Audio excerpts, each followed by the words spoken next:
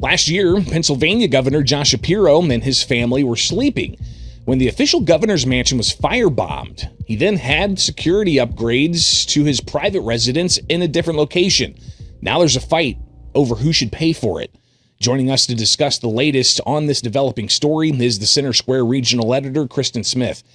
Kristen, thanks for taking time with us. The Shapiro administration says the payments were authorized by state police and approved by the Attorney General's office.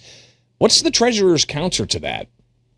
Treasurer disagrees completely and thinks that in her purview as treasurer and the person who authorizes payments to the state police in this case, that it isn't legal for her to send out this money. I think the crux of the issue is, should public money, taxpayer money, be used to pay for security upgrades at the governor's private residence? Certainly the money that was spent to upgrade and to restore the governor's residence in Harrisburg, that was appropriated in the state budget.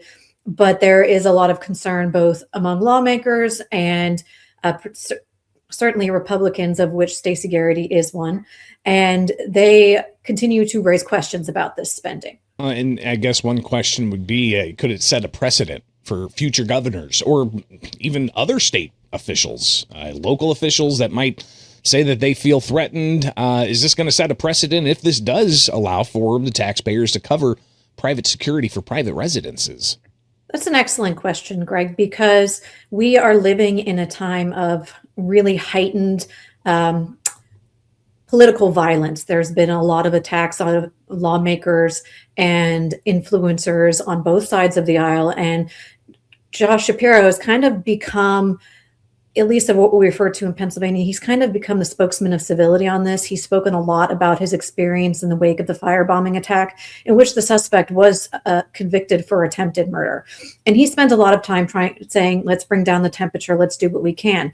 But at the same time, there's threats to lawmakers all of the time. And you've got to wonder, at what point can they say, all right, well, our homes need these upgrades too. We're at danger. And there's an argument to be made there that, sure, if you're a public figure and you are espousing political beliefs, that there is someone who could target you. But certainly when we're talking over $1 million of taxpayer funds, it certainly, again, raises questions about how much taxpayers should be affording. Yeah, both Treasurer Garrity and Shapiro, they're electoral opponents in November. How much do you think that this is actually political versus making sure that taxpayers have some accountability for how their tax dollars are spent? Well, if you ask Shapiro's team, they argue that this is nothing more than a political attack, and in fact, that they think it's despicable given what happened to the governor and his family. Stacy Garrity has said that she absolutely supports protecting the family and upgrading the governor's residence and making sure that he has the security that he needs. That being said, the political lens of the optics of this situation, it's hard to ignore that. She is in what everyone seems to agree will be an uphill battle against Shapiro for the governor's mansion in November. And so her platform of fiscal responsibility, this is really well within that wheelhouse for her. Democrats, of course, also back Shapiro, say this is a political attack. This is nothing more than her just trying to gain points with voters. If you ask Republicans, who particularly in the Senate have been questioning this expenditure for much longer than Treasurer Garrity has even brought it up for, they too say, why did we spend this money? And to your point, what precedent does it set? In Illinois, there have been conversations, I think, sparked by what happened in Pennsylvania. And just as you highlighted, the heightened political division that is leading in some instances to some political violence. Illinois lawmakers toying with the idea of using campaign funds, allowing for those dollars to go towards private security. But we're not talking about that. We're talking about taxpayers here. So Shapiro is looking to have the taxpayers cover this. What's the treasurer saying is the legal mechanism that keeps that from happening, that protects taxpayers from that? As far as I understand, it is her role as treasurer to authorize those payments. So really, she is what is protecting or preventing this payment from going through based on your perspective. And to your point, there's a huge difference between campaign funds and taxpayer funds. Taxpayers don't have a choice, whether or not they aligned politically with who's in the governor's mansion or who's in the representative office, they don't have a choice about where their taxpayer money goes. Unfortunately, they vote for, that's why we do what we do. They vote for one thing, their money may go somewhere else. So this is a very clear example of that. In campaign funding, of course, the people who are obviously donating to Shapiro's campaign have a vested interest in what happens to him. So there has been no conversation about how to appropriately fund this beyond the legislature making a general appropriation in the next budget, which is due in June. Obviously, you've got the issue of security, and as we highlighted, the divide there is. But has there been any precedent in the past of this happening that you've been able to find in Pennsylvania or elsewhere where the question of taxpayer-funded security has been brought up?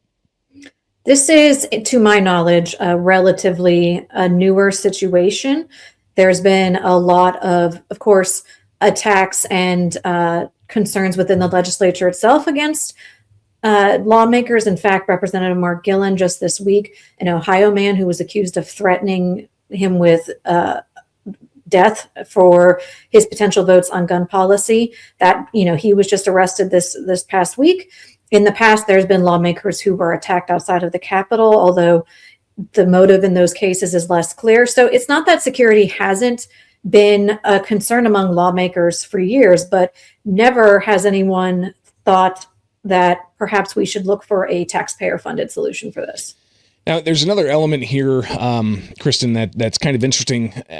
How often does Governor Shapiro actually stay at the governor's mansion? And isn't that like part of the perks of the job? You get a highly secure mansion with taxpayer-funded security that, it's the people's house is what we call the governor's mansion in Illinois. How often is Shapiro actually and his family in that residence? I can't say for sure. They're quite good about keeping that information under lock and key. However, he often does celebrate very public events there. In fact, he was celebrating the Passover when the firebombing happened. And his private residence is in Montgomery County, which is just outside of Philadelphia. So it's not that he lives close by. Quite infamously or notably, Governor Tom Wolf, who preceded him in office, refused to stay in the governor's mansion. He lived in York, and so that's very close, and he refused to stay there. He refused to use Capitol security vehicles. He would drive his Jeep. It was really part of his image. Shapiro, as far as I can tell, does not prescribe to that public image. He's certainly surrounded by security at all times, but he definitely does have much more of a presence in Harrisburg and at the mansion than his predecessor. I know every 4 years when we have an election in Illinois, that's one of the big questions, whoever's running for governor. So you're going to live in the governor's mansion or not? Because a lot of times it's a Chicago politician or Chicago area politician that's 3.5 hours away from Springfield, the state capital. But taxpayers are paying for this big building to upkeep it and have a chef on hand and have security wrapped around that entire building, even if it's empty. Right. Well, Kristen, greatly appreciate you taking the time. We'll definitely be encouraging people to go check out the latest of what's going on in Pennsylvania at thecentersquare.com.